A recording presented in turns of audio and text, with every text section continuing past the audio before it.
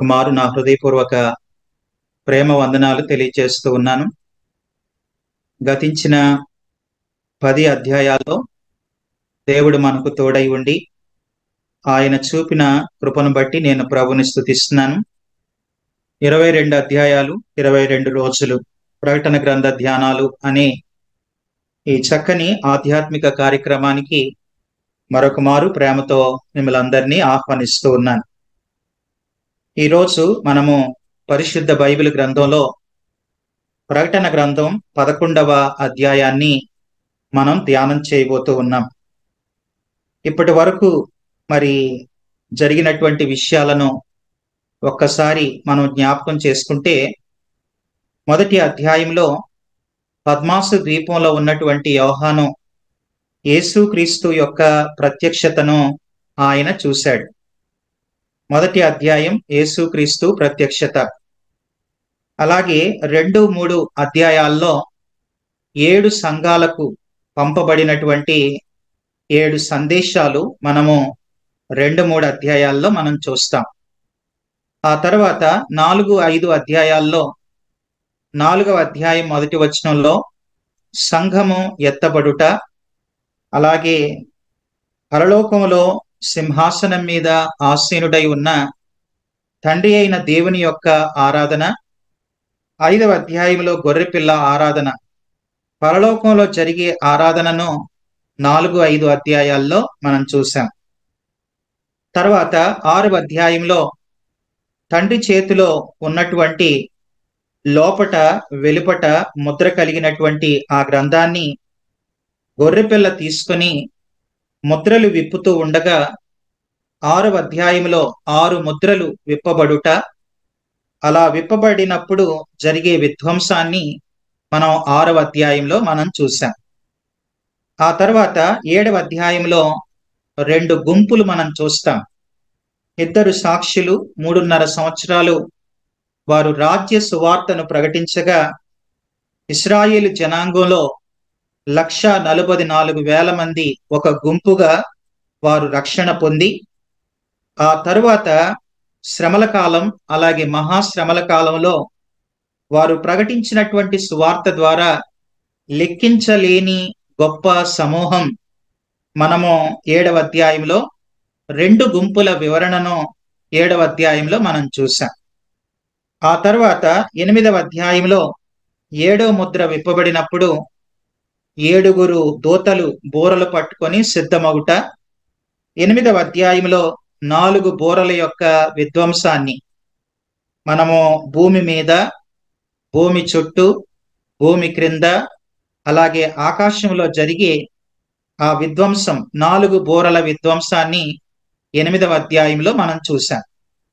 ఆ తర్వాత 9వ అధ్యాయంలో మనము మొదటి 12 వచనాల్లో పాతాళం నుండి వచ్చినటువంటి ఒక గుంపు, అలాగే 13 నుంచి 21 వరకు తూర్పు నుండి వచ్చిన గొప్ప సైన్యం 20 కోట్ల మంది భూమి మీద ఉన్న జనాభాలో 3 యొక్క ఆ విధ్వంసాన్ని 9వ అధ్యాయంలో 5-6 బూరల తీర్పులు మనం 9వ అధ్యాయంలో మనం చూసాం.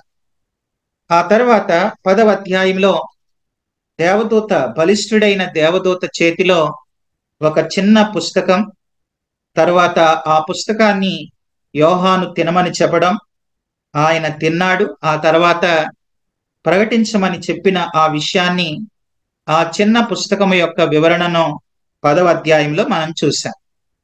ఈరోజు మనం 11వ అధ్యాయాన్ని మనం ధ్యానం చేయబోతూ ఉన్నాం. రండి, బైబిళ్ళు తెరచి 11వ అధ్యాయం మొదటి 3 వచనాలు వాక్యాన్ని చదువుతూ ఉండగా శ్రద్ధగా మీరు చూడాలని ప్రేమతో మనవి చేస్తున్నాను.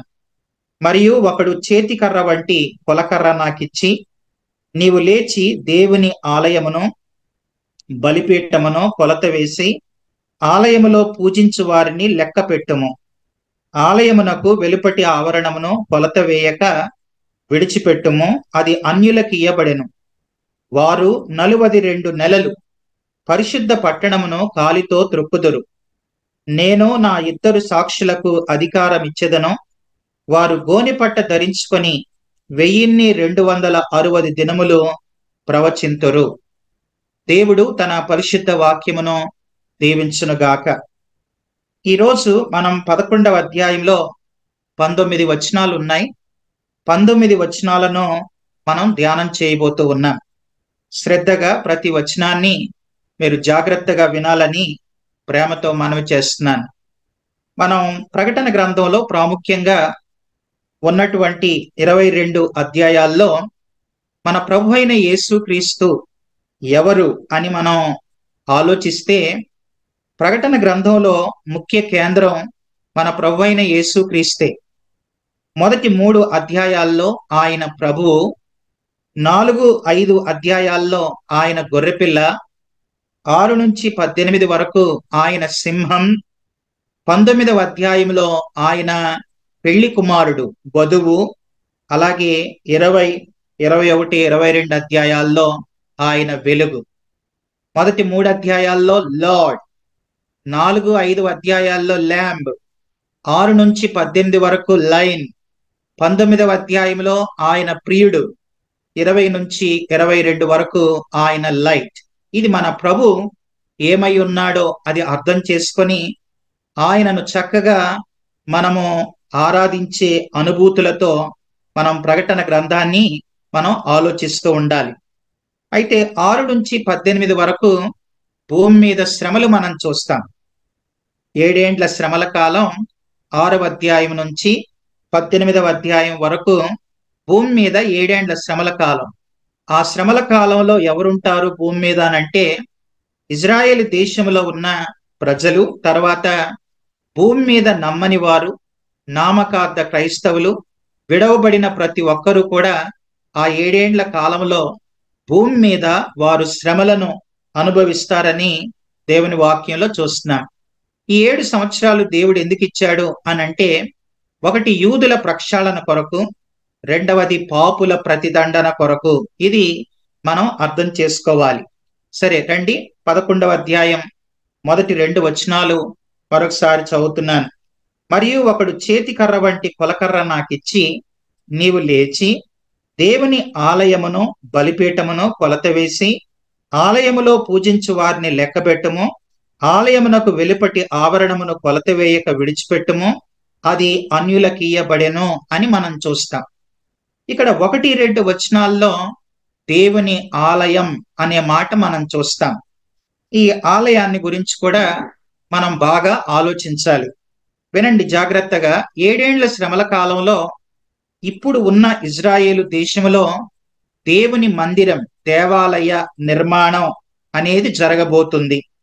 అయితే వినండి, ఇక్కడే మనం చూసాం 2వ వచనంలో, ఆలయమునకు వెలుపటి ఆవరణమును కొలత వేయక విడిచిపెట్టుము, అది అన్యులకియ్యబడెను, వారు 42 నెలలు పరిశుద్ధ పట్టణమును కాలితో త్రొక్కుదురు అని మనం చూస్తాం. పరిశుద్ధ పట్టణం, హోలీ ల్యాండ్. హోలీ ల్యాండ్ అని అంటే, పరిశుద్ధ పట్టణం అంటే అది ఇజ్రాయేలు దేశం. వినండి, ప్రపంచ చరిత్రలో ఇజ్రాయేలు దేశానికి ఉన్నటువంటి ప్రాధాన్యత, ప్రాముఖ్యత మరే దేశానికి లేదు అని మనం ఎరుగుదాం.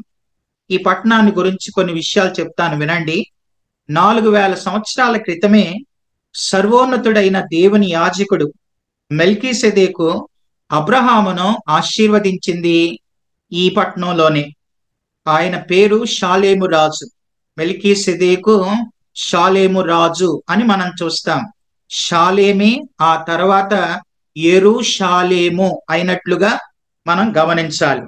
తర్వాత 3000 సంవత్సరాల క్రితం రాజైన దావీదుచే కట్టబడి ఆ తర్వాత రాజ్యానికి యెరూషలేమే రాజధానిగా మార్చబడింది. ఈ పట్టణానికి చాలా ప్రాధాన్యత ఉంది. రాజైన సొలొమోనుచే మరింత అందంగా మలచబడిన అద్భుతమైన పట్టణం యెరూషలేము పట్టణం. సొలొమోను ఈ పట్టణంలో దేవుని ఆలయాన్ని నిర్మించడంతో యెరూషలేము ఇశ్రాయేలీలకి ఒక ఆధ్యాత్మిక కేంద్రంగా ప్రఖ్యాతి నొందింది. ఆ తర్వాత జీవము గల దేవుడు కూడా నా పట్టణం అని పిలువబడిన ఏకైక పట్టణం ఇది యెరూషలేమే అని చెప్పడానికి నేనెంతో సంతోషిస్తున్నాను. అంత మాత్రమే కాకుండా ఇశ్రాయేలీయులు దేవునికి విరోధంగా పాపం చేసిన ప్రతిసారి కూడా అన్యజనుల దాడులకు గురైనటువంటి పట్టణం యెరూషలేము పట్టణమే. ఆ తర్వాత యేసు మెస్సయ్యగా కూడా ఈ పట్టణంలోనే సిలువ వేయబడ్డాడు. ఆ తర్వాత యూదులు గాని, అటు మహమ్మదీయులు కాని, ఇటు క్రైస్తవులు గాని పవిత్రంగా భావించే ఏకైక పట్టణం ఏదైనా ఉంది అనంటే అది యెరూషలేం పట్టణమే. లెక్కలేనన్ని మతపరమైన దాడులకు గురైన ఏకైక పట్టణం యెరూషలేం. ఆయా దేశాల్లో చెదరిపోయినటువంటి ఇశ్రాయేలీలు మరలా తిరిగి రావాలని హృదయపూర్వకంగా కోరుకునేది ఈ పట్టణంలోని. వీరిలో ప్రతి ఒక్కని తలంపు ఎలా ఉంటదంటే, ప్రతి యూదుడు ప్రపంచంలో ఎక్కడున్నా సరే తను ఇలా అనుకుంటాడు, వచ్చే సంవత్సరం నేను పస్కాను యెరూషలేములోనే భుజిస్తాను అని. అలా అనుకొనని యూదుడు అసలు ప్రపంచంలో ఎవ్వరు కూడా ఉండరు. ఇంత ప్రాముఖ్యమైన పట్టణం, పరిశుద్ధ పట్టణం, ఆ పట్టణంలో కట్టబోయే ఆలయాన్ని గురించి ఇక్కడ మనం చూస్తా ఉన్నాం. అయితే ఈ పట్టణంలో దేవుని మందిరం కట్టబడుటను గురించి చూడండి. దానియేలు గ్రంథం 9వ అధ్యాయం 27వ వచనంలో దేవుని వాక్యం ఇలా ఉంది. ఆ మాట నేను చదువుతున్నాను. దానియేలు గ్రంథం 9వ అధ్యాయం 27వ వచనం. అతడు ఒక వారమునకు అనేకులను నిబంధనను స్థిరపరచును అని ఉంది. అంటే క్రూర మృగం, క్రీస్తు విరోధి ఇశ్రాయేలీలతో ఒక వారానికి నిబంధన చేసుకుంటాడు. వారం అంటే సంవత్సరం, 7 సంవత్సరం. ఒక వారం అంటే 7 సంవత్సరాలు. 7 సంవత్సరాలకి నిబంధన చేసుకుంటాడు. ఆ తర్వాత అర్ధవారానికి బలిని నైవేద్యమును నిలిపివేయును. హేయమైనది నిలుచు వరకు నాశనము చేయువాడు వచ్చును. నాశనము చేయువానికి రావలెనని నిర్ణయించిన నాశనం ముగించు వరకు ఇలాగున జరిగెను అని మనం చూస్తాం. కనుక ప్రకటన గ్రంథం 11వ అధ్యాయం 1-2 వచనాల్లో పరిశుద్ధ పట్టణం, ఆ పట్టణంలో కట్టబోయే ఆలయాన్ని గురించి మనం చూస్తాం. అయితే ఈ 9వ అధ్యాయం 27వ వచనం ప్రకారం వారానికి నిబంధనను స్థిరపరుస్తాడు, అర్ధవారానికి నిబంధనను మేరతాడు. అంటే 3.5 సంవత్సరాలకే ఈ క్రూర మృగం తన నిబంధనను మీరి అర్ధవారానికి బలిని నైవేద్యాలను నిలిపివేయుట అనేది జరిగింది. సరే, అసలు ముందుగా మనం ఈ ధర్మ విరోధి అర్ధవారానికి ఆలయంలో కూర్చుంటాడు. ఈ విషయాలన్నీ కూడా మనం చూద్దాం. సరే, ముందుగా ఈ 11వ అధ్యాయంలో మనం కట్టబోయే ఆలయాన్ని గురించి మనం కొంచెం అర్థం చేసుకోవాలి. జాగ్రత్తగా గమనించండి. ఆలయం విషయంలో మనకు అర్థం కావాలంటే ముందుగా భూతకాల ఆలయాన్ని గురించి కొన్ని విషయాలు మనకి అర్థం కావాలి. రెండవదిగా వర్తమాన కాలంలో ఉన్న ఆలయాన్ని గురించి కూడా మనం అర్థం చేసుకోవాలి. అలాగే మూడవదిగా భవిష్యత్ కాలపు ఆలయాన్ని గురించి కూడా మరికొన్ని విషయాలు మనం జ్ఞాపకం చేసుకోవాలి. సరే, ఆలయం అనటంతో భూతకాలపు ఆలయం, తర్వాత ఇప్పుడున్న సంఘం, తర్వాత భవిష్యత్తులో ఇజ్రాయేల్ దేశంలో కట్టబోయే దేవుని ఆలయాన్ని గురించి కూడా మనం కొన్ని విషయాలు ఈ 11వ అధ్యాయం 1-2 వచనాలను ఆధారం చేసుకొని మనం చూడాలి. సరే, భూతకాలపు ఆలయాన్ని గురించి కొన్ని విషయాలు చెప్తాను, జాగ్రత్తగా గమనించండి. భూతకాలంలో ఏం జరిగింది అనంటే, క్రీస్తు పూర్వం 950వ సంవత్సరంలో సొలొమోను చేత యెరూషలేములో దేవుని మందిరం నిర్మించబడింది. దేవాలయం, దేవుని మందిరం 950 సంవత్సరంలో నిర్మించబడింది. అయితే ఆ తర్వాత అది ఆ మందిరం నిర్మించబడిన తర్వాత ఆ మందిరాన్ని వారు ప్రతిష్ఠ చేశారు. చూడండి, రాజుల మొదటి గ్రంథం 8వ అధ్యాయంలో ఆ మాట నేను చదువుతూ ఉన్నాను. రాజుల మొదటి గ్రంథం 8వ అధ్యాయంలో మనం చూస్తే 63వ వచనంలో ఈ ప్రకారము రాజును ఇశ్రాయేలీలందరూ యెహోవా మందిరమును ప్రతిష్ఠ చేసిరి అని ఉంది. యెరూషలేములో 950 సంవత్సరంలోనే సొలొమోను చేత దేవుని మందిరం కట్టబడింది. ఆ కట్టబడిన మందిరాన్ని వారు 63వ వచనంలో ప్రతిష్ఠ చేసిరి అని మనం చూస్తాం. సరే, ఇంతకీ ఆలయం అంటే, మందిరం అంటే ఏంటో ఈ 8వ అధ్యాయంలోనే 5 గొప్ప విషయాలు మనం చూస్తాం. రాజుల మొదటి గ్రంథం 8వ అధ్యాయంలో మందిరం అంటే ఏంటో ఒక 5 మాటలు. మొదటి మాట, దేవుని వాక్య ప్రత్యక్షత దొరికే స్థలము. మందిరం అంటే దేవుని వాక్య ప్రత్యక్షత దొరికే స్థలం. మనం మందిరానికి వెళ్ళినప్పుడు మనకి మందిరంలో ఏం దొరికింది అని అంటే దేవుని వాక్యమే దొరికింది. కనుక దేవుని వాక్య ప్రత్యక్షత దొరికే స్థలం అది దేవుని మందిరం. రెండవది, మందిరం అంటే సాక్ష్యం ఇచ్చే స్థలం. మనము సాక్ష్యాన్ని ఇవ్వాలి.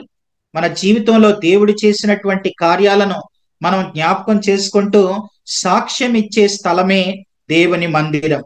మూడవదిగా, మందిరం అనంటే మనము ఈ రాజుల మొదటి గ్రంథం 8వ అధ్యాయంలో 33 వచనాలు సొలొమోను చేసిన ప్రార్థన మనం చూస్తాం. అంటే మందిరం అనంటే ప్రార్థనా స్థలం, అది మనం గుర్తించాలి. తర్వాత నాలుగవదిగా, మందిరం అనంటే ప్రభువుని స్తుతించే స్థలం, ఆరాధించే స్థలం, అది మనం గుర్తించాలి. ఐదవదిగా, మందిరం అనంటే దేవుని పిల్లలు కూడి సహవాసం చేసే స్థలం. మనం ఎప్పుడైనా దేవుని మందిరానికి ఎందుకు వెళ్ళాలి అనంటే మందిరం అంటే ఈ 5 మాటలు. ఈ 5 మాటలు కూడా రాజుల మొదటి గ్రంథం 8వ అధ్యాయంలో ఈ 5 విషయాలు మనం చూస్తాం. వాక్యం ప్రత్యక్షత దొరికే స్థలం, సాక్ష్యం ఇచ్చే స్థలం, ప్రార్థనా స్థలం, స్తుతించే స్థలం, దేవుని పిల్లలు కూడి సహవాసం చేసే స్థలం అది. అయితే సొలొమోను చేత 8వ అధ్యాయంలో మందిరం నిర్మించబడింది. అలా నిర్మించబడిన మందిరం ఎంతో కాలం లేదు. ఆ తర్వాత మందిరం క్రీస్తు పూర్వం 856 సంవత్సరంలో నెబుకద్నెజరు చేత ఈ మందిరం ధ్వంసం చేయబడింది. వినండి, మళ్ళా చెప్తున్నాను. 950లో సొలొమోను చేత నిర్మించబడింది. అయితే 586 సంవత్సరంలో నెబుకద్నెజరు చేత ఈ యెరూషలేము మందిరం ధ్వంసం చేయబడి ఇందులో ఉన్న ఉపకరణాలన్నీ కూడా ఆయన తీసుకొని బబులోను దేశానికి వెళ్ళిపోయినట్లుగా, అలా వెళుతూ వెళుతూ బబులోను దేశంలో ఉన్నటువంటి వారిని బానిసలుగా కొనిపోయాడు. అలా కొనిపోయిన వారిలోని దానియేలు, హనన్య, మిషాయేలు, హజర్య అనే వారిని కూడా మనం చూస్తాం. అంటే ఈ మందిరం భూతకాలంలో దేవుని మందిరం సొలొమోను చేత కట్టబడింది. ఇది ఒక ఆధ్యాత్మిక కేంద్రంగా ఎంతో ఘనతకెక్కింది. కానీ ఎంతో కాలం లేదు. ఆ తర్వాత ఇది పోల్చబడింది. ఆ తర్వాత ఏం జరిగింది అనంటే క్రీస్తు పూర్వం 444 సంవత్సరంలో జెరుబ్బాబేలు యొక్క నాయకత్వంలో యెహోషువ, అలాగే యజ్రా వీళ్ళ నాయకత్వంలో మరలా దేవుని మందిరం నిర్మించబడింది. వాళ్ళు బబులోను దేశం నుంచి 70 సంవత్సరాల తర్వాత వాళ్ళు మరలా యెరూషలేముకు వచ్చారు. అలా యెరూషలేముకు వచ్చిన తర్వాత జెరుబ్బాబేలు నాయకత్వంలో మరలా మందిరం నిర్మించబడింది. అలా నిర్మించబడినటువంటి మందిరం ఎప్పటి వరకు ఉంది అనంటే ఈ మందిరం క్రీస్తు పూర్వం 20వ సంవత్సరం వరకు ఉంది. ఆ 20వ సంవత్సరం తర్వాత హేరోదు అనే రాజు ఏం చేశాడంటే ఈ మందిరానికి కొంత పునఃనిర్మాణం చేసి మరమ్మత్తులు చేసి ఆ తర్వాత ఆయన రాజుల యొక్క ఆధిపత్యం, హేరోదు రాజు ఆయన ఈ మందిరానికి, ఇశ్రాయేల్ దేశంలో ఉన్న యూదులకి సహాయం చేసి మీరు మందిరం లేకుండా మీరు ఉండలేరు, కాబట్టి మీకు మందిరం అవసరం అని జెరుబ్బాబేలు చేత కట్టబడిన ఆ మందిరానికి కొంత పునఃనిర్మాణం చేసి ఆయన ఆధిపత్యాన్ని చెలాయించాడు. అది ఎంతకాలం వరకు ఉంది అనంటే క్రీస్తు శకం 70వ సంవత్సరంలో టైటస్ అనే ఒక చక్రవర్తి ద్వారా మొత్తం సమూల ధ్వంసం చేయబడి 70వ సంవత్సరంలో టైటస్ చక్రవర్తి వచ్చాడు. ఎందుకనంటే ఆ తర్వాత 70 అంటే అంతకు ముందే మన ప్రభు అయిన యేసుక్రీస్తు ఈ భూమి మీదకి రావడం, కలువరి శిలువలో ప్రాణం పెట్టడం, యూదులు ఆయన్ని శిలువ మరణానికి అప్పగించడం, తర్వాత ఆ రక్తం మా మీద మా పిల్లల మీద ఉండునుగాకని యూదులు పలకటం, ఆయన చనిపోయి సమాధి చేయబడి తిరిగి లేచి పునరుద్ధానుడై వెళ్ళిపోయిన తర్వాత కొద్ది కాలానికి క్రీస్తు శకం 70వ సంవత్సరంలో టైటస్ చక్రవర్తి ద్వారా యెరూషలేములో ఉన్న ఆ దేవాలయం, ఆలయం అది సమూల ధ్వంసం చేయబడింది. పట్టణం అంతా కాల్చబడింది, కాలిపోయింది, బూడిదగా కాల్చబడింది. ఆనాటి నుండి ఈనాటి వరకు క్రీస్తు శకం 70 తర్వాత నుంచి ఈ రోజు వరకు కూడా ఇజ్రాయెల్ దేశంలో ఉన్న యూదులకి వారికి దేవుని మందిరం లేదు. ఇప్పుడు వాళ్ళకి మందిరం లేదు. భవిష్యత్తులో మందిరం కట్టబోబడుతూ ఉంది కనుక ఆ మందిరం కోసం చాలా ఏర్పాట్లు జరుగుతూ ఉన్నాయి. ఇప్పుడు ఆ మందిరం లేక ఇప్పుడు ఇజ్రాయెల్ దేశంలో ఉన్న ఇజ్రాయేలీలు ఏం చేస్తారనంటే, వాళ్ళు వీపింగ్ వాల్ అనే ఆ ప్రాంతానికి అక్కడికి వెళ్ళి వాళ్ళు ఏడుస్తూ, ప్రభువా చాలా సంవత్సరాల నుంచి మాకు మందిరం లేకుండా మేము బాధపడుతూ ఉన్నాం, మాకు మందిరాన్ని దయచేయండి ప్రభువా అని వాళ్ళు ఆ వీపింగ్ వాల్ దగ్గరికి వెళ్ళి వాళ్ళు ప్రార్థన చేస్తూ ఉంటారు. అయితే సొలొమోను చేత కట్టబడిన ఆ దేవాలయంలో ఇప్పుడు ఏముంది అనంటే, డామ్ ఆఫ్ ద రాక్. మహమ్మదీయులు అదే ప్రదేశంలో ఇప్పుడు ఒక మసీదును కట్టుకున్నారు. దాన్నే డామ్ ఆఫ్ ద రాక్ అని అంటాం. ఇప్పుడు దాని పేరు వాళ్ళు ఇలా కూడా అంటూ ఉంటారు, మాస్క్ ఆఫ్ ద వామర్ అని అంటారు, మాస్క్ ఆఫ్ ద వామర్ అంటారు. దీన్ని, ఈ డామ్ ఆఫ్ ద రాక్ అనే దీన్ని క్రీస్తు శకం 1520 నుంచి 1566 వరకు సులోమోను ద గ్రేట్ అనే ఒక చక్రవర్తి ఆ యెరూషలేములో ఉన్నటువంటి ఆ ఆ మసీదును అతను బాగా డెవలప్ చేసి, ఆ తర్వాత వాళ్ళు లోపలేమో వాళ్ళు మహమ్మదీయులు, వాళ్ళు మసీదుకి వెళ్ళి వాళ్ళ దేవుణ్ణి వాళ్ళు ఆరాధన చేస్తూ ఉంటారు. ఇది మా పరిశుద్ధ పట్టణం, ఇక్కడ మా దేవాలయం ఉండేది అని చెప్పి ఈ గోడ యువతల యూదులు, ఇశ్రాయేలీలు వాళ్ళు ఏడుస్తూ, ప్రభువా ఈ స్థలంలో మరలా మందిరం కట్టబడటానికి మీరు సహాయం చేయండి అని వాళ్ళు ఏడుస్తూ ప్రార్థన చేస్తూ ఉన్నారు. అయితే వినండి, 7 సంవత్సరాల శ్రమల కాలంలో సంఘం ఎత్తబడిన తర్వాత మనం ఏం చూస్తాం అనంటే, క్రీస్తు విరోధి వచ్చి వాడు ఏం చేస్తాడంటే ఇక్కడ మందిరం కట్టడానికి యూదులకు సహాయం చేస్తాడు. వాడి పరిపాలనలోనే, వాడి హయాంలోనే ఇక్కడ మందిరం అనేది నిర్మించటం జరుగుతూ ఉంది. అది మనం గమనించవలసినటువంటి విషయం. అయితే ఇప్పుడు ఇది భూతకాలపు ఆలయాన్ని గురించి. తర్వాత వర్తమాన కాలంలో ఉన్నటువంటి ఆలయం ఏంటనంటే, ఇప్పుడు ఉన్న ఆలయం అపోస్తలుడైన పౌలు తిమోతికి రాసిన మొదటి పత్రిక 3వ అధ్యాయం 15వ వచనంలో దేవుని వాక్యం అక్కడిలా ఉంది. చూడండి, ఆ మాట నేను చదువుతున్నాను. అపోస్తలుడైన పౌలు తిమోతికి రాసిన మొదటి పత్రిక 3:15లో, అయినను నేను ఆలస్యము చేసిన ఎడల దేవుని మందిరములో, అనగా జీవము గల దేవుని సంఘం. ఇప్పుడు పాత నిబంధనలో ఉన్న ఆలయానికి, క్రొత్త నిబంధనలో ఉన్న దేవుని సంఘానికి చాలా వ్యత్యాసం ఉంది. అదేమో చేతుల చేత కట్టబడిన బిల్డింగ్ కి, ఆలయానికి ఎక్కువ ప్రాధాన్యత పాత నిబంధనలో ఉండేది. కానీ కొత్త నిబంధనలో సంఘం, ఇది జీవము గల దేవుని సంఘం. మందిరం అనంటే జీవము కలిగిన దేవుని సంఘం. సంఘం అంటే పరిశుద్ధుల సమూహం. ఎవరైతే యేసు ప్రభుని తమ సొంత రక్షకుడిగా అంగీకరించి, నేను పాపిని అని ఒప్పుకొని మారు మనసు పొంది బాప్తిసం తీసుకుంటారో వారు సార్వత్రిక సంఘంలో చేర్చబడతారు. ఆ తర్వాత వారు బ్రతికినంత కాలం పరిశుద్ధంగా బ్రతుకుతూ ఉండాలి. కనుక సంఘం అనగా పరిశుద్ధుల సమూహం.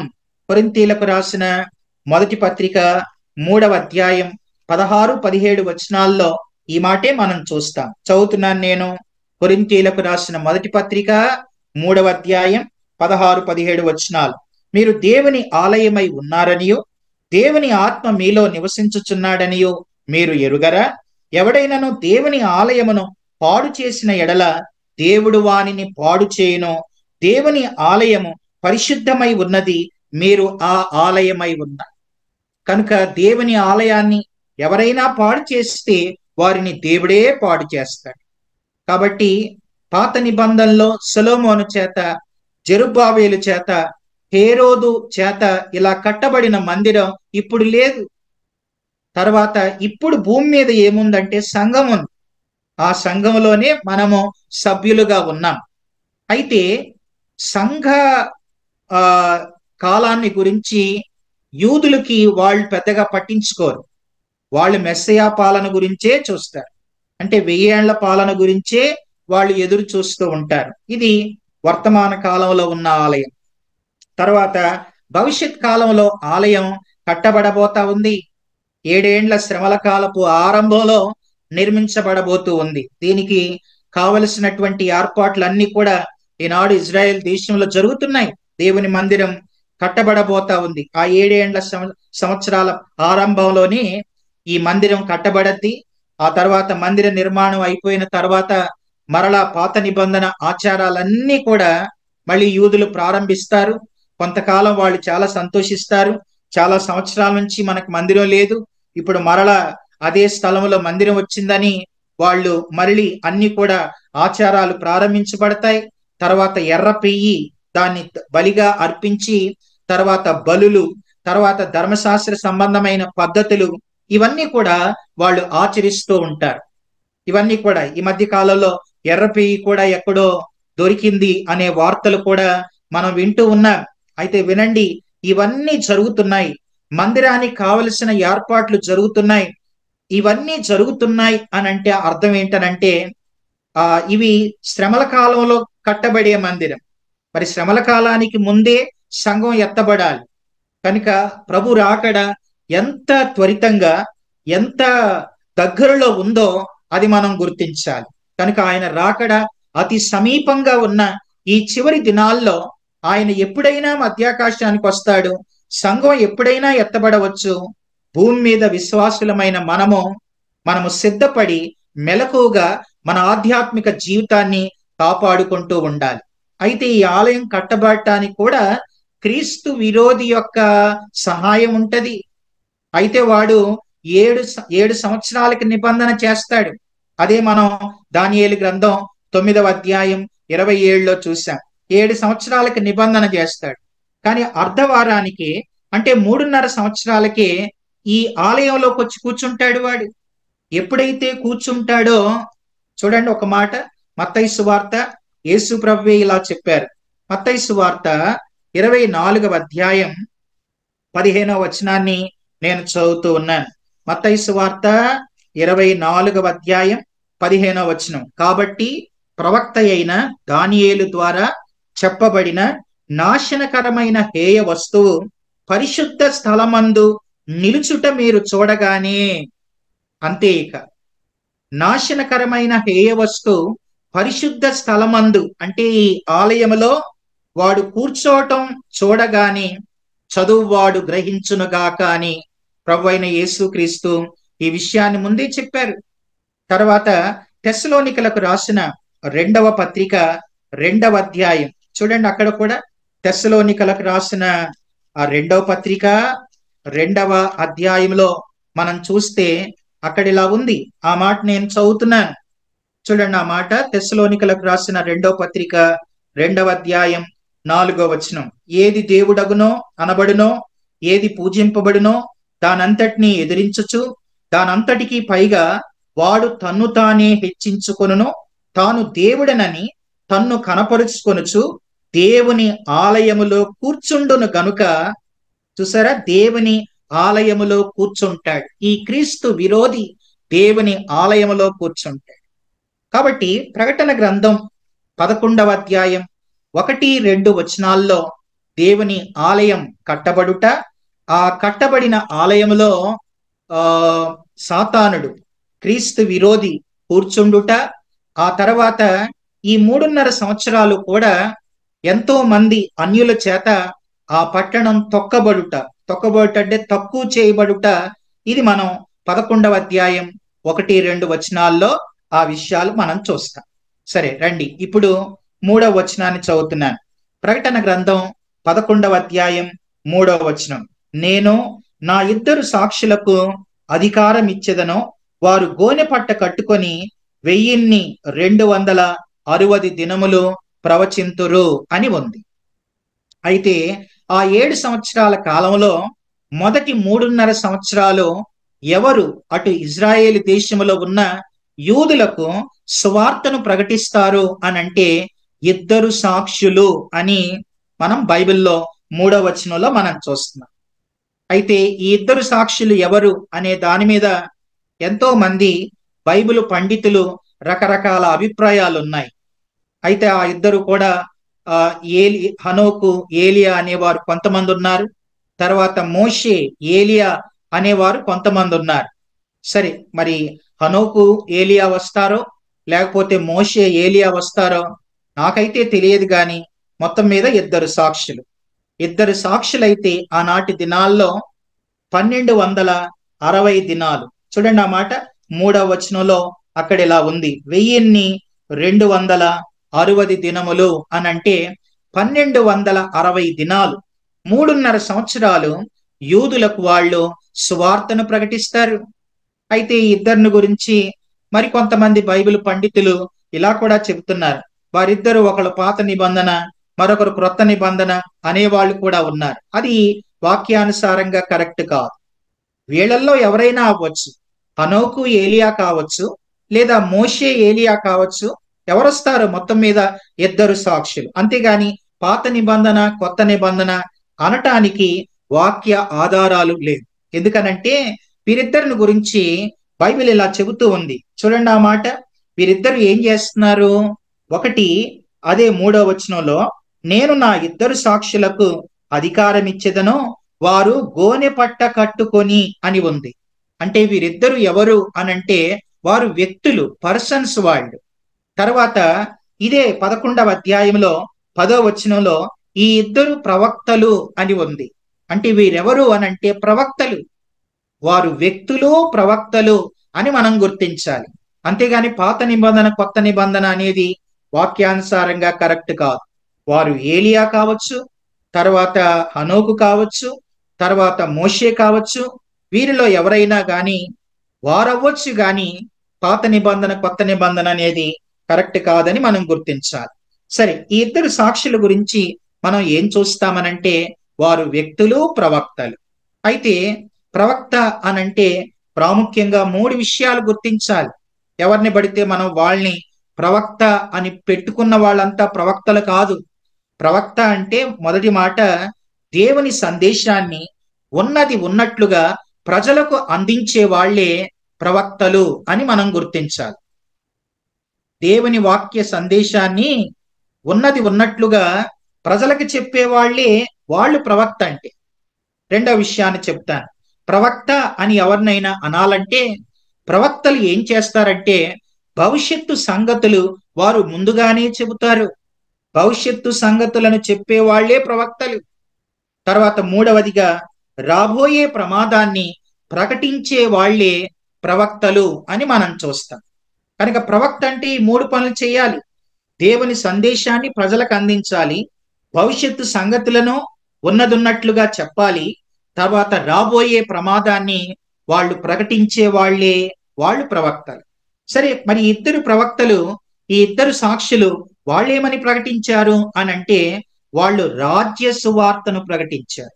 ఇజ్రాయేలు దేశంలో ఉన్న యూదులకి వాళ్ళు రాజ్య సువార్తను ప్రకటించారు. ఇప్పుడున్న సువార్త వేరు, రాజ్య సువార్త వేరు. ఇప్పుడున్న సువార్త ఏంటి? యేసు ప్రభు మన పాపాల నిమిత్తం చనిపోయాడు, సమాధి చేయబడ్డాడు, ఆయన 3వ దినాన్ని తిరిగి లేచాడు, ఆయన నమ్మితే పరలోకం, నమ్మకపోతే నరకం. అది ఇప్పుడున్న సువార్త. మరి రాజ్య సువార్త ఏంటి? ఈ ఇద్దరు సాక్షులు ఏమని ప్రకటించారంటే యేసు ప్రభువే నిజమైన దేవుడు, అయితే పాత నిబంధన నుంచి మన పితరులు ఆయన గురించే చెప్పారు, ఆయన ఈ లోకానికి వచ్చాడు, మనుషులందరి కోసం, మన కోసం కూడా కల్వరి శిలువలో ప్రాణం పెట్టాడు, చనిపోయి సమాధి చేయబడి తిరిగి లేచాడు, ఆయన పరలోకానికి ఆరోహణమయ్యాడు. అయితే ఆయన్ని అంగీకరించిన సంఘం ఎత్తబడి మధ్యాకాశంలో ఉంది. ఆ ప్రభు తన సంఘాన్ని వెంటబెట్టుకొని మరలా రానై ఉన్నాడు. ఆయన్ని నమ్మితే ఆయనతో యుగాయుగాలు ఉంటాం, ఆయన్ని నమ్మకపోతే నరకమే అని ఈ ఇద్దరు ప్రవక్తలు కూడా 3.5 సంవత్సరాలు వారు సువార్తను ప్రకటించారు. వారి సువార్త ఫలంగానే 1,44,000 మంది యూదులు మొదటిగా ప్రథమ ఫలంగా వారు ప్రభువుని అంగీకరించారు. ఆ తర్వాత మిగిలిన కాలంలో ఆ 1,44,000 మంది దాసుల ద్వారా ప్రకటించబడిన సువార్త ద్వారా లెక్కింపజాలని గొప్ప సమూహం వారు కూడా ప్రభువుని అంగీకరించినట్లుగా మనం చూస్తాం.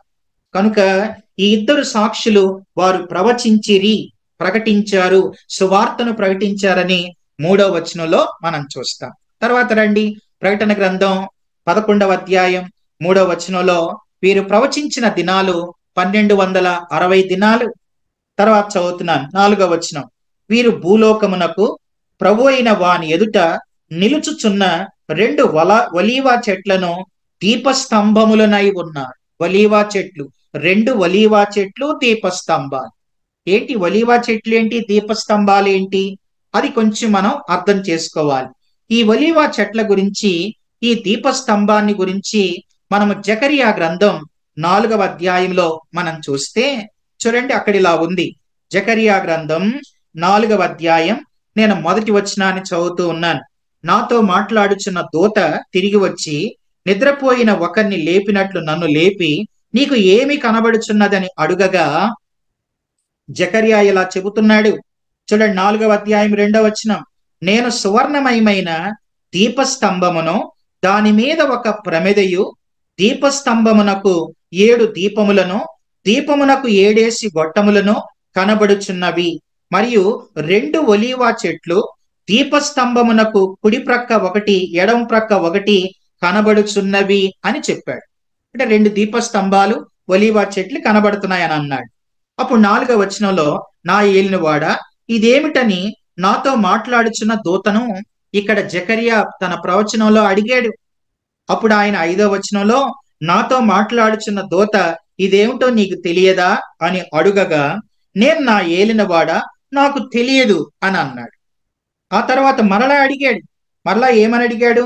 11వ వచనంలో, దీపస్తంభమునకు ఇరుపక్కల నుండు ఆ 2 ఒలీవ చెట్లు ఏంటి, దీపస్తంభానికి 2 వైపులా ఉన్న ఆ 2 ఒలీవ చెట్లు ఏంటి అని అడిగితే, అప్పుడు 12వ వచనంలో, 2 బంగారు కొమ్ముల్లో నుండి సువర్ణ తైలమును కుమ్మరించు ఒలీవ చెట్లకున్న 2 కొమ్మలను ఏమిటి అని నేను అతన్ని అడుగగా, అతడు నాతో ఇదేమిటి అని నీకు తెలియదా అని. అప్పుడు 13వ వచనంలో, నా ఏలినవాడా, నాకు తెలియదని నేను అడుగగా, ఆ 2 దీపస్తంభాలు ఒలీవ చెట్లేంటో చెప్పాడు ఆయన. ఏమని చెప్పాడు చూడండి, 14వ వచనంలో, జకరియా గ్రంథం 4వ అధ్యాయం 14వ వచనంలో, వీరిద్దరు సర్వలోక నాదుడగు యెహోవా యొద్ద నిలబడుచు తైలము పోయివారై ఉన్నారని. అంటే ఇప్పుడు మనం ప్రకటన గ్రంథం 11వ అధ్యాయంలో ఉన్న ఆ 2 ఒలీవ చెట్లు దీపస్తంభాల వలె దేవుని కొరకు పనిచేసిన 2 సాక్షులు అని జకరియా గ్రంథం 4వ అధ్యాయం ఆ 14 వచనాల ఆధారాన్ని బట్టి మనం చూస్తాం. తర్వాత చూడండి, ప్రకటన గ్రంథం 11వ అధ్యాయం 5వ వచనాన్ని చదువుతున్నాను. ప్రకటన గ్రంథం 11వ అధ్యాయం నేను 5వ వచనాన్ని చదువుతున్నాను. ఎవడైనను వారికి హాని చేయను ఉద్దేశించిన ఎడల వారి నోట నుండి అగ్ని బయలువెడిలి వారి శత్రువులను దహించి వేయును గనుక, ఎవడైనను వారికి హాని చేయను ఉద్దేశించిన ఎడల అలాగున వాడు చంపబడవలెను. ఎందుకనంటే ఈ 2 సాక్షులకి 3.5 సంవత్సరాల వరకు సువార్తను ప్రకటించడానికి, ఇజ్రాయేలు దేశంలో ఉన్న యూదులకు సువార్తను ప్రకటించడానికి దేవుడు వీరికి అధికారాన్ని ఇచ్చాడు. కనుక దేవుడు వారికి ఇచ్చిన కాలంలో ఎవ్వరూ వారిద్దరికీ కూడా ఏ హాని చేయలేరు. వారి ద్వారా ఎన్నో అద్భుతాలు జరుగుతాయి. అలా జరిగిన కార్యాల చేతనే 1,44,000 మంది యూదుల రక్షణను మనం చూస్తాం. ఇది 5వ వచనం. ఆ తర్వాత చూడండి 6వ వచనంలో కూడా, తాము ప్రవచింపు దినములు వర్షం కురవకుండా ఆకాశమును మూయుటకు వారికి అధికారం కలదు. కనుక ఏలియా ప్రార్థన చేస్తే 3.5 సంవత్సరాలు వర్షం కురవలేదు. మరలా అతడు ఆసక్తితో ప్రార్థన చేస్తే వర్షం కురిసెను. అందుకే ఇక్కడ ఆ 2 సాక్షుల్లో ఒకరు ఏలియా అనేది ఒక అభిప్రాయం. వీరి ద్వారా ఎన్నో అద్భుతాలు జరుగుతాయి. ఆ తర్వాత చూడండి 6వ వచనం, మరియు వారికి ఇష్టమైనప్పుడల్లా నీళ్లు రక్తముగా చేయుటకు నానా విధములైన తెగుళ్లతో భూమిని బాధించుటకు వారికి అధికారం కలదు. అంటే నీళ్లు రక్తంగా ఎవరి కాలంలో మార్చబడ్డాయి? మోషే. కనుక ఈ 2 ప్రవక్తలు కూడా మోషే, ఏలియా అనే అభిప్రాయాలను మనం 6వ వచనాన్ని ఆధారం చేసుకొని మనం చూస్తాం. తర్వాత చూడండి 7వ వచనాన్ని మనం చూస్తే, చదువుతున్నాను నేను 7వ వచనం. వారు సాక్ష్యము చెప్పుట ముగింపగానే, అంటే 3.5 సంవత్సరాలు అయిపోయిన తర్వాత దేవుడు వీరికి ఇచ్చిన సంపూర్ణ అధికారంతో వారు ఆ 3.5 సంవత్సరాలు ఆ శ్రమల కాలములో ఎంతో భయంకరమైన పరిస్థితుల మధ్య వారు సువార్తను ప్రకటిస్తారు. వారి సువార్త ప్రకటన దినాలు, ప్రవచించు దినాలు పూర్తి కాగా ఏం జరిగిద్ది అనంటే 7వ వచనం. వారు సాక్ష్యము చెప్పుట ముగింపగానే అగాధములో నుండి వచ్చు క్రూర మృగము వారితో యుద్ధము చేసి జయించి వారిని చంపును అని మనం చూస్తాం. ఇక్కడ క్రూర మృగం అనే మాట చూస్తాం. ఈ ప్రకటన గ్రంథంలో క్రూర మృగం అనే మాట లిటరల్ గా 36 సార్లు ఉంది. వీడి గురించి మనం 13వ అధ్యాయం 1వ వచనంలో చూస్తాం. చూడండి, ప్రకటన గ్రంథం 13వ అధ్యాయం 1వ వచనంలో, మరియు 10 కొమ్ములు 7 తలలు గల ఒక క్రూర మృగం సముద్రంలో నుండి పైకొస్తాడు. ఆ క్రూర మృగమే సగం మనిషి సగం దయ్యం కనుక వీడే 7 సంవత్సరాలు ప్రపంచాన్నంతా ఏకం చేసి, తర్వాత ఇతని యూదుల్ని కూడా నమ్మబలికి మందిరం కట్టడానికి సహాయం చేసి, మొదటి 3.5 సంవత్సరాలు నమ్మించి 3.5 సంవత్సరాల అనంతరం దేవాలయంలో కూర్చొని తర్వాత సువార్తను ప్రకటిస్తూ ఉన్నటువంటి ఈ 2 సాక్షుల్ని వాడు చంపుతాడు. అదే ప్రకటన గ్రంథం 11వ అధ్యాయం 7వ వచనంలో మనం చూస్తాం. 2 సాక్షులు చంపబడుట. వారు చంపబడిన తర్వాత చూడండి 8వ వచనాన్ని చదువుతున్నాను. ప్రకటన గ్రంథం 11:8. వారి శవములు ఆ మహాపట్టణపు సంత వీధిలో పడి ఉండును. మహాపట్టణం అది యెరూషలేము పట్టణం. సంత వీధిలో వీరి శవాలు పడి ఉంటాయి. తర్వాత వానికి ఉపమాన రూపముగా సుధోమ అనియు ఐగుప్తు అనియు పేరు. అచట వారి ప్రభువు కూడా సిలువ వేయబడెను. యేసు ప్రభుని సిలువేసింది కూడా ఇదే పట్టణంలో. ఈ పట్టణంలోనే వీరి శవములు ఉంటాయి అని మనం చూస్తాం. ఇది 8వ వచనం. ఆ తర్వాత చూడండి 9వ వచనాన్ని చదువుతూ ఉన్నాను. మరియు ప్రజలకును వంశములకును ఆయా భాషలు మాట్లాడు వారికిని జనములకును సంబంధించిన వారు 3 దినములన్నర, అంటే 3.5 దినాలు వారి శవములను చూచుచు వారి శవములను సమాధిలో పెట్టనీయరు అని ఉంది. అంటే 9వ వచనం ప్రకారం వీరి శవాలను ప్రపంచంలో ఉన్నోళ్ళందరూ చూస్తారు. ఆ 7 ఏండ్ల శ్రమల కాలంలో ఉన్న ప్రపంచమంతా కూడా చూసారు ఆ మాట. ప్రజలకు వంశములకు ఆయా భాషలు మాట్లాడు వారికి జనాలకు సంబంధించిన వారు, అంటే ప్రపంచంలో ఉన్నోళ్ళందరూ వీరిద్దరి మరణాన్ని ప్రపంచంలో ఉన్నోళ్ళంతా చూస్తారు. ఎలా చూస్తారు అని అంటే, ఈనాటి దినాల్లో అర్థం చేసుకోవటం అది చాలా సులభం. మీడియా ద్వారా, ఇంటర్నెట్ వచ్చిన తర్వాత ఈనాడు ఇజ్రాయెల్ దేశంలో యుద్ధం అర్థమవుతుంది, రష్యా యుద్ధం అర్థమవుతుంది, తర్వాత ఉక్రెయిన్ యుద్ధం అర్థమవుతుంది. కనుక ప్రపంచంలో ఏం జరుగుతుంది అని ఈ మీడియా ఇంటర్నెట్ వల్ల ఆనాటి దినాల్లో ఈ 2 శవాలు 3.5 దినాలు యెరూషలేం వీధుల్లోనే పడి ఉండటం ప్రపంచం అంతా చూస్తారు. ఆ తర్వాత 10వ వచనాన్ని చదువుతున్నాను చూడండి. ప్రకటన గ్రంథం 11వ అధ్యాయం 10వ వచనం అక్కడిలా ఉంది. ఈ 2 ప్రవక్తలు భూనివాసులను బాధించినందున, ఈ 2 ప్రవక్తలు భూనివాసులంటే గతంలోనే చెప్పాను, లోకంతో స్నేహం చేసేవాళ్ళు. లోకంతో స్నేహం చేసే వారికి, లోకస్తులకి అసలు యేసు ప్రభు అంటేనే ఇష్టం ఉండదు. ఈ 2 సాక్షులు 3.5 సంవత్సరాలు యేసు ప్రభు గురించి చెప్పి ఆయన్ని నమ్మండి, నమ్మకపోతే మీరు నరకానికి వెళ్తారని చెప్పే ఆ మాటలు ఆనాడు ఎవరికి ఇష్టం ఉండదు, ఈనాడు కూడా ఎవరికి యేసు ప్రభు అంటే ఇష్టం ఉండట్లేదు. చూడండి ఆ మాట 10వ వచనంలో, ఆ 2 ప్రవక్తలు భూనివాసులను బాధించినందున వాళ్ళకలా అనిపించింది. భూనివాసులు వారి గతి చూసి సంతోషించుచు, దేవుణ్ణి నమ్మినోళ్ళు చచ్చారు అని చెప్పి సంతోషిస్తూ ఉత్సహించుచు ఒకరినొకడు కట్నాలు పంపుకుంటారంట. అంటే అన్యులంతా పండగ చేసుకుంటారు. ఎంత భయంకరమైన పరిస్థితి. దేవుని నమ్మిన వాళ్ళు మా క్రూర మృగం చేత చంపబడ్డారు అని చెప్పి పండగ చేసుకుంటారని 10వ వచనంలో మనం చూస్తున్నాం. అయితే చూడండి 11వ వచనాన్ని చదువుతున్నాను. చూడండి ఆ మాట. పరిశుద్ధ బైబిల్ గ్రంథంలో 11వ అధ్యాయం 11వ వచనాన్ని చదువుతున్నాను. అయితే ఆ 3 దినములన్నర అయిన పిమ్మట ఏం జరిగిద్ది అనంటే, దేవుని యొద్ద నుండి జీవాత్మ వచ్చి వారిలో ప్రవేశించెను గనుక వారు పాదములు ఓని నిలిచిరి.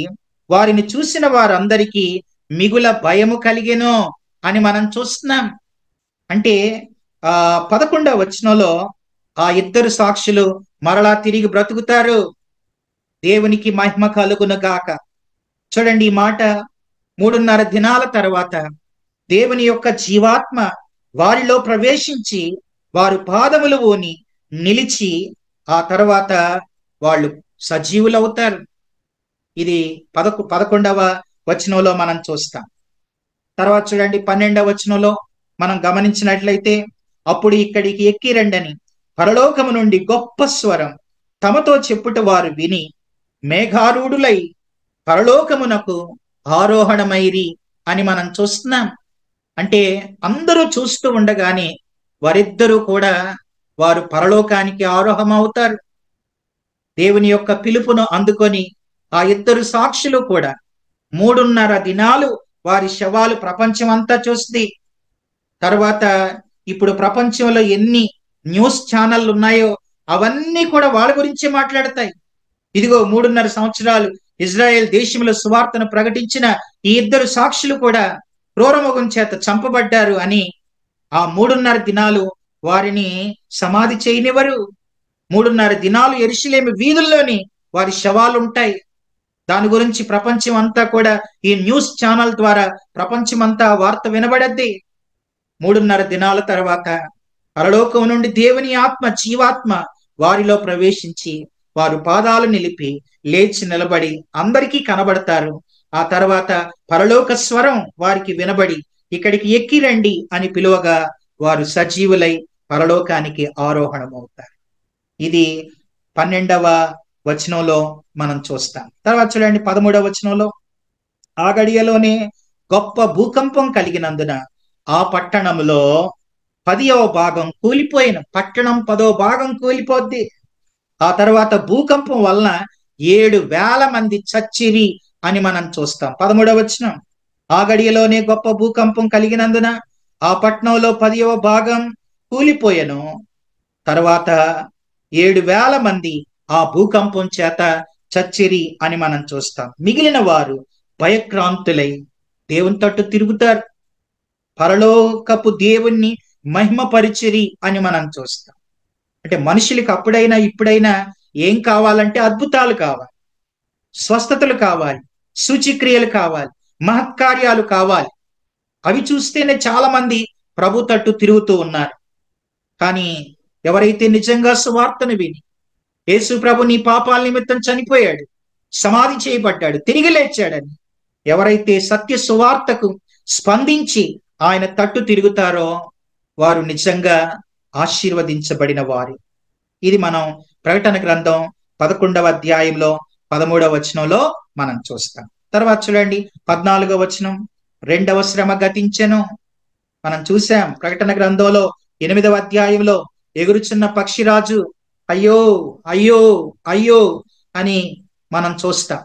కనుక 2వ శ్రమ ఇక్కడికి ముగించబడింది. ఇదిగో 3వ శ్రమ త్వరగా వచ్చుచున్నది అని మనం 14వ వచనంలో చూస్తాం. ఆ తర్వాత ప్రకటన గ్రంథం 11వ అధ్యాయం 15 నుంచి చివరి వరకు అంటే 19వ వచనం వరకు 7వ దూత బోర ఊదుట.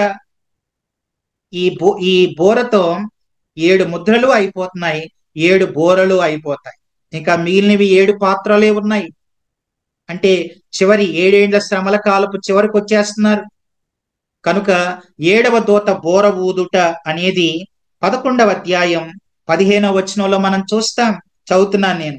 7వ దూత బోర ఊదినప్పుడు పరలోకములో గొప్ప శబ్దములు పుట్టెను. ఆ శబ్దములు ఈ లోక రాజ్యం మన ప్రభు రాజ్యమును, ఆయన క్రీస్తు రాజ్యమును ఆయన యుగయుగముల వరకు ఏలుననెను. 15వ వచనంలో ఏముంది అనంటే చూడండి ఆ మాట, పరలోకములో గొప్ప శబ్దములు పుట్టే. పరలోకములో శబ్దాలు పుట్టినాయి. ఏమి శబ్దం అనంటే 15వ వచనంలో విజయపు శబ్దం, 16వ వచనంలో స్తుతి శబ్దం, 17వ వచనంలో కృతజ్ఞతా శబ్దం. చూసారా? 15వ వచనంలో పరలోకములో గొప్ప శబ్దాలు పుట్టినాయి. ఏవి శబ్దాలు అనంటే 15వ వచనాన్ని చదువుతున్నాను. ఈ లోక రాజ్యం మన ప్రభు రాజ్యమును, ఆయన క్రీస్తు రాజ్యమును, ఆయన రాజ్యములు కాదు, రాజ్యం, ఆయన రాజ్యం. కనుక లోక రాజ్యాలన్నీ, లోకంలో ఎన్నో రాజ్యాలు ఉన్నాయి. మందొక రాజ్యం, పక్కన ఇంకా దేశంలో వాళ్ళొక రాజ్యం. ఇవన్నీ అన్ని కలిపి లోక రాజ్యాలన్నీ మన ప్రభు సొంతం అవబోతున్నాయి. ఇదే విజయపు శబ్దం. పరలోకంలో 7వ దూత బోర ఊదినప్పుడు పరలోకంలో గొప్ప శబ్దాలు పుట్టినాయి. ఆ శబ్దంలో ఒక శబ్దం ఏంటనంటే ఈ లోక రాజ్యాలన్నీ కూడా మన ప్రభు రాజ్యం అయిపోతాయి. కనుక ఒకటే రాజ్యం, ఆ రాజ్యానికి ఒకడే రాజు, ఆయనే మన ప్రభు అయిన యేసుక్రీస్తు. అది 1000 ఏండ్ల పాలనగా హర్మగిద్దోను యుద్ధం అనంతరం చూస్తాం. ఇది విజయపు శబ్దం. 16వ వచనాన్ని చూడండి. అంతట దేవుని ఎదుట సింహాసనాసీనులకు ఆ 24 పెద్దలు సాష్టాంగపడి దేవునికి నమస్కారము చేసి, ఇది స్తుతి శబ్దం. ఇది 24 పెద్దలు వారు ప్రభుని స్తుతిస్తున్నారు. ఇది స్తుతి శబ్దం. తర్వాత 17వ వచనంలో మనం ఏం చూస్తాం అనంటే 17వ వచనాన్ని చదువుతున్నాను. అక్కడ ఇలా ఉంది, చూడండి ఆ మాట. వర్తమాన భూత భవిష్యత్ కాలాలలో, వర్తమాన భూత కాలములలో ఉండు దేవుడవైన ప్రభువా, సర్వాధికారి, నీవు నీ మహాబలమును స్వీకరించి ఏలుచున్నావు గనుక మేము నీకు కృతజ్ఞతాస్తుతులు చెల్లించుచున్నాం. ఇది ఏ శబ్దం అనంటే కృతజ్ఞతా శబ్దం. 7వ దూత బోర ఊదినప్పుడు విజయపు శబ్దం, స్తుతి శబ్దం, కృతజ్ఞతా శబ్దాలు 17వ వచనం వరకు మనం చూస్తాం. తర్వాత చూడండి 18వ వచనంలో, ప్రకటన గ్రంథం 11:18లో జనములు కోపగించినందున నీకు కోపం వచ్చెను, మృతులు తీర్పు పొందుటకును, నీ దాసులకు ప్రవక్తలకును పరిశుద్ధులకును నీ నామమునకు భయపడు వారికిని తగిన ఫలమునిచ్చుటకును, గొప్పవారేమి కొద్దివారేమి భూమిని నశింపచేయి వారిని నశింపచేయుటకు సమయం వచ్చుచున్నదని చెప్పాను. అంటే 18వ వచనంలో ఆయన తీర్పులు న్యాయమే అని ఎరిగి అందరూ కూడా ఆయన్ని స్తుతిస్తారు. అయితే ఇదే 18వ వచనంలో ఆయన నామానికి ఎవరైతే భయపడతారో వారికి తగిన ఫలం అని కూడా ఉంది. చూడండి, భయపడు వారికి, నీ నామమునకు భయపడు వారికి తగిన ఫలమునిచ్చుటకు అనే మాట.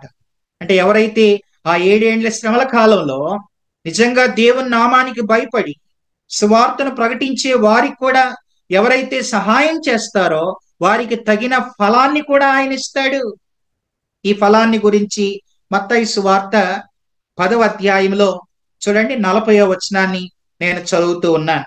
మత్తయి సువార్త 10వ అధ్యాయం 40 నుంచి 42 వరకు మనం చూస్తే అక్కడ ఇలా ఉంది. 40 నుంచి 42, 44 అని పడింది.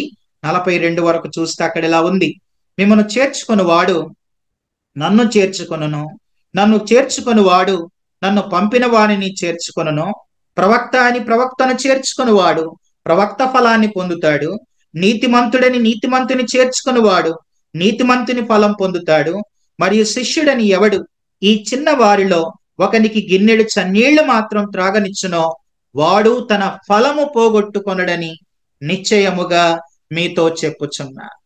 కాబట్టి ప్రకటన గ్రంథం 11వ అధ్యాయం 18వ వచనంలో కూడా ఆ కాలములో ఎవరైతే ఆయన నామానికి భయపడి సహాయం చేస్తారో వారికి కూడా ఆయన ఫలాన్ని, తగిన ఫలాన్ని ఇచ్చేవాడని 18వ వచనంలో మనం చూస్తున్నాం. చివరి వచనాన్ని మనం చదువుకుందాం రండి. ప్రకటన గ్రంథం 11వ అధ్యాయం 19వ వచనాన్ని చదువుతూ ఉన్నాను. చూడండి 19వ వచనం, మరియు పరలోకమందు దేవుని ఆలయం తెరవబడగా అని ఉంది. అసలు ఈ 19వ అధ్యాయం ఆలయాన్ని గురించే ప్రారంభించబడింది, ఆలయంతోనే ముగించబడింది. మొదటి 2 వచనాల్లో ఆలయం, తర్వాత 19వ వచనం కూడా ఆలయమే. పరలోకములో దేవుని ఆలయం తెరవబడగా అనే మాట మనం చూస్తాం. మీరు బాగా గమనిస్తే ప్రకటన గ్రంథంలో తెరవబడుట అనేవి ఇలా ఉన్నాయి. 4వ అధ్యాయం 1వ వచనంలో పరలోకం తెరవబడింది. 6వ అధ్యాయం 1వ వచనంలో ముద్రలు తెరవబడ్డాయి. 9వ అధ్యాయం 2వ వచనంలో అగాధం, పాతాళం తెరవబడింది. అలాగే 11వ అధ్యాయం 19వ వచనంలో ఇప్పుడు మనం ఆలయం తెరవబడింది. అలాగే 11వ అధ్యాయం 19వ అధ్యాయం 1వ వచనంలో మరలా పరలోకం తెరవబడుట అనేది మనం చూస్తాం. తర్వాత 20వ అధ్యాయం 12వ వచనంలో కూడా గ్రంథములు తెరవబడుట అనేది మనం చూస్తాం. కనుక ఈ ప్రకటన గ్రంథంలో తెరవబడుట 4వ అధ్యాయంలో పరలోకం తెరవబడింది. 6వ అధ్యాయంలో ముద్రలు తెరవబడ్డాయి. 9వ అధ్యాయంలో పాతాళం తెరవబడింది. 11వ అధ్యాయంలో పరలోకంలో ఆలయం తెరవబడింది. అలాగే 19వ అధ్యాయంలో పరలోకం మళ్ళీ తెరవబడి అక్కడి నుంచి ఆయన భూమి మీదకి వస్తాడు. అది మనము 2వ రాకడ. తర్వాత 20వ అధ్యాయంలో గ్రంథాలు విప్పబడతాయి, తెరవబడతాయి. వాని క్రియలను బట్టి తీర్పు జరుగును అని మనం ఇక్కడ చూస్తాం. తర్వాత ఇదే 19వ వచనంలో మనం గమనించినట్లయితే చూడండి, ఇక్కడ మళ్ళా చదువుతున్నాను 19లో. మరియు పరలోకమందు దేవుని ఆలయం తెరవబడగా దేవుని నిబంధన మందసం ఆయన ఆలయములో కనబడెను. అప్పుడు మెరుపులు, ధ్వనులు, ఉరుములు, భూకంపములు, గొప్ప వడగండ్లను పుట్టెనని మనం చూస్తాం. ఇవేమో తీర్పులు, మెరుపులు, ధ్వనులు, ఉరుములు, భూకంపములు, గొప్ప వడగండ్లు మిగిలిన ఆ పాత్రలో దినాలలో జరగబోయే తీర్పులు. కానీ ఆ ఆలయంలో 11వ అధ్యాయం 19లో నిబంధన మందసం ఉంది. అద్భుతం కదా. నిబంధన మందసం దేనికి గుర్తు అని అంటే, నిబంధన మందసంలో 3 ఉంటాయి. ఒకటేమో నిబంధన పలకలు ఉంటాయి, తర్వాత అహరోను కర్ర ఉంటది, తర్వాత బంగారు పాత్ర ఉంటది. ఈ 3 ఉంటాయి. ఈ 3 కూడా 3 ఆట్లకి సాదృశ్యం. నిబంధన మందసం దేనికి సాదృశ్యం అంటే దేవుని పోషణకు సాదృశ్యం. రెండవది దేవుని కాపుదలకు సాదృశ్యం. మూడవది నిబంధన మందసం, అది ఆయన సన్నిధికే సాదృశ్యం. కనుక ఆయన ఆలయంలో నిబంధన మందసం, పోషణ, కాపుదల, సన్నిధి ఇవన్నీ కూడా ఆయన సన్నిధిలో ఉన్న వారికి ఉంటాయి. వినండి, ఆయన పిల్లలకు ఆయన ఎప్పుడు భద్రతనిస్తాడు. ఆయన పిల్లలకు భద్రత, ఆయన పిల్లలు కాని వారికి ఈ 19వ వచనం చివరలో మెరుపులు, ధ్వనులు, ఉరుములు, భూకంపాలు, వడగళ్ళు ముందున్నాయి. అంటే ఉగ్రత. ఆయన పిల్లలకేమో భద్రత ఉంది, ఆయన పిల్లలు కాని వారికి ఏమో ఉగ్రత ఉంది. కాబట్టి ఈ విషయాలు మనం ఆలోచిస్తూ ఉన్నప్పుడు మన జీవితాన్ని మనం పరీక్షించుకోవాలి. ఆ 7 ఏండ్ల శ్రమల కాలంలో ఉన్నవారికి దేవుని ఉగ్రత అది ఎంత తీవ్రంగా ఉంటుందో చూస్తాం. అవి మనం తప్పించుకొని ముందుగానే మనం సిద్ధపడి, పరిస్థితులు రాకడ సూచనలు ఎన్నో కనబడుతూ ఉన్నాయి. యెరూషలేము మందిరం కొరకు ఏర్పాట్లు జరుగుతున్నాయి. ఎర్ర పెయ్యి, తర్వాత మరికొన్ని సూచనలు ఇవన్నీ మనం చూస్తూనే ఉన్నాం. కాబట్టి ఆయన రాకడెప్పుడో, తర్వాత మన పోకడెప్పుడో మనకి తెలియదు. కాబట్టి ఆయన రాకడ కొరకు మనం సిద్ధపడి, ఇంకా ఒకవేళ నమ్మని వారు ఉంటే గనక వారు నమ్ముకునేటట్లుగా సాక్ష్యం ఇవ్వవలసిన బాధ్యత ఎవరి మీద ఉంది అనంటే మన మీదే ఉంది అని మనం అర్థం చేసుకోవాలి. 7 ఏండ్ల శ్రమల కాలంలో ఆ 2 సాక్షులు కూడా వారు ప్రాణాలు తెగించి హతసాక్షులై 3.5 దినాలు వారి శవాలు యెరూషలేము వీధుల్లో ఉన్న వారు నమ్మకంగా ఎన్నో శ్రమల కోర్చి వారు ప్రభు కోసం బ్రతుకుతారు. అలాగే మనం కూడా ఇప్పుడు మనం బ్రతుకున్నప్పుడే మన జీవితాల్ని ప్రభుకి అప్పగించుకొని మనం కూడా సాక్షులుగా బ్రతకడం అది మనకి ఎంతైనా అవసరం. కనుక ఆయనకు సాక్షులుగా బ్రతుకుదాం, అనేకులకు సాక్ష్యం ఇస్తూ ఆయన కొరకు జీవిద్దాం. ఈ 11వ అధ్యాయంలో 2 ప్రాముఖ్యమైన విషయాలు, 2 సాక్షుల్ని గురించి చూస్తాం, ఆలయాన్ని గురించి చూస్తాం. ఆ 2 సాక్షులు సాక్ష్యం ఇచ్చారు. తర్వాత వారు వేల మందిని, ఎంతో మందిని సంపాదించుకున్నారు. అలాగే మనం కూడా సాక్షులుగా బ్రతకాలి, సాక్ష్యం ఇవ్వాలి. అప్పుడే మనం కొందరిని సంపాదించుకుంటాం. మనం ఎవ్వరికీ సాక్ష్యం ఇవ్వకపోతే, మన జీవితం సాక్ష్యార్థంగా లేకపోతే మన జీవితం వల్ల ఏమీ ఉపయోగం లేదు. కనుక ఆయనకు సాక్షులుగా బ్రతుకుదాం, అనేకులకు సాక్ష్యం ఇస్తూ ఆయన కొరకు జీవిద్దాం. అలాగే ఆలయం, దేవుని సన్నిధి పట్ల అలక్ష్యంగా ఉండొద్దు. నిర్లక్ష్య ధోరణితో ప్రశ్నార్థకంగా మారదు. కాబట్టి ఈ విషయాలు మనం జ్ఞాపకం చేసుకుంటూ మన జీవితాలను మనం ప్రభువుకు అప్పగించుకొని ఆయన సన్నిధి పట్ల ఎన్నడూ అలక్ష్యంగా ఉండకుండా, ఒక నిర్లక్ష్య ధోరణితో మనం ప్రశ్నార్థకంగా మారకుండా మన జీవితాలను దేవునికి అప్పగించుకొని దేవునికి ఇష్టంగా బ్రతుకుతూ ముందుకు సాగే కృప దేవుడు మనందరికీ దయచేయునుగాక. ఆమేన్. తల వంచండి, ప్రార్థన ఆశీర్వాదంతో ముగించుకుందాం. పరిశుద్ధుడు అయిన తండ్రి, ప్రేమ కలిగిన ప్రభువా, మీకు స్తోత్రాలు. 11వ అధ్యాయం ఆలయాన్ని గురించి, 2 సాక్షుల గురించి, 7వ బోర గొప్ప శబ్దాల గురించి ఈ 11వ అధ్యాయం యొక్క వివరణ మా ముందుకు మీరు తీసుకొచ్చారు. ఆయన మీ ఆలయం ఇప్పుడున్న సంఘంలో ప్రభువా, మేము స్తంభాల వలె సత్యానికి స్తంభంగా మేము నిలబడి అనేకులకు సాక్ష్యమిస్తూ సాక్ష్యాన్ని కాపాడుకుంటూ మీకోసం బ్రతకడానికి సహాయం చేయండి. అలాగే ప్రభువా, మరి మీ సన్నిధి పట్ల ఎన్నడూ నిర్లక్ష్య ధోరణి మా జీవితాల్లో కలగకుండా మీకు ఇష్టలుగా మీకోసం నమ్మకంగా జీవించే కృప మా అందరికీ దయచేయమని మహిమ ఘనత ప్రభావాలు మీకే ఆరోపిస్తూ యేసుక్రీస్తు ఘనమైన నామములో ప్రార్థించి అడిగి వేడుకొనుచున్నాము తండ్రి. ఆమేన్. మన తండ్రి అయిన దేవుని ప్రేమ, కుమారుడైన యేసుక్రీస్తు కృప, పరిశుద్ధాత్మ దేవుని సహవాసం సదాకాలం తోడై ఉండును గాక. ఆమేన్. ఆమేన్.